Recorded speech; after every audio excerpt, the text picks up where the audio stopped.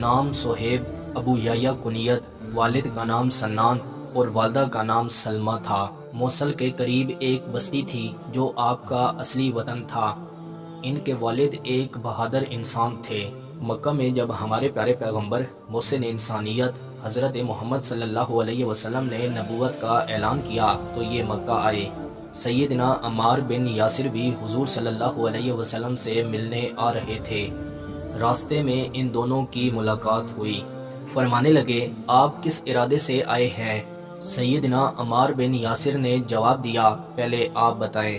انہوں نے جواب دیا کہ میں محمد صلی اللہ علیہ وسلم سے گفتگو کرنا چاہتا ہوں۔ سیدنا عمار بن یاسر رضی اللہ تعالی عنہ نے جواب دیا، میں بھی اسی ارادے سے جا رہا ہوں۔ دونوں ایک ساتھ حضور صلی اللہ علیہ وسلم کی خدمت میں حاضر ہوئے اور اسلام قبول کیا۔ سیدنا صہیب پہلے رومی تھے جنہوں نے اسلام قبول کیا۔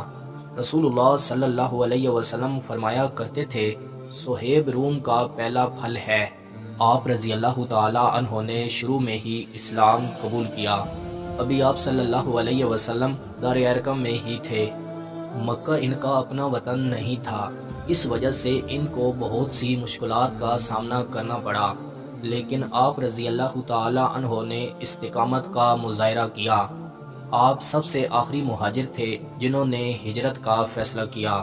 مکہ والوں نے انہیں روکا اور ان سے کہا، جب تم مکہ میں آئے تھے تم غریب تھے، یہ سرمایہ جو ہے یہ تم خدا کی قسم اپنے ساتھ نہیں لے جا سکتے، ہم ایسا نہیں ہونے دیں گے۔ آپ رضی اللہ تعالی عنہ نے اپنا ترکش دکھایا اور فرمایا، تم اس بات کو جانتے ہو کہ میرا نشانہ ٹھیک ہے، اور فرمایا خدا کی قسم جب تک اس میں ایک بھی تیر ہے میں تم کو اپنے پاس نہیں آنے دوں گا، تم میرے قریب نہیں آ سکتے ہو، اور میرے پاس میری تلوار بھی ہے، پھر میں اپنی تلوار سے مقابلہ کروں گا۔ ہاں اگر یہ دولت چاہتے ہو تو لے لو، لیکن میرا راستہ مت روکو۔ مشرکین مکہ نے اس پر رضامندی کا اظہار کیا، سب کچھ دے دیا اور مدینہ روانہ ہو گئے۔ مدینہ جب آئے تو ساری داستان سنائی۔ حضور صلی اللہ علیہ وسلم نے ان کو فرمایا، تم نے ٹھیک کیا، اور آپ صلی اللہ علیہ وسلم ان سے بے حد خوش ہوئے۔ تیر اندازی میں کمال رکھتے تھے۔ غزوہ بدر، غزوہ احد، غزوہ خندق اور تمام معرکوں میں شرکت کی۔ رسول اللہ صلی اللہ علیہ وسلم کے ساتھ برابر کے شریک رہے۔ یہ خود اپنے جنگی کارناموں کی داستان سنایا کرتے تھے۔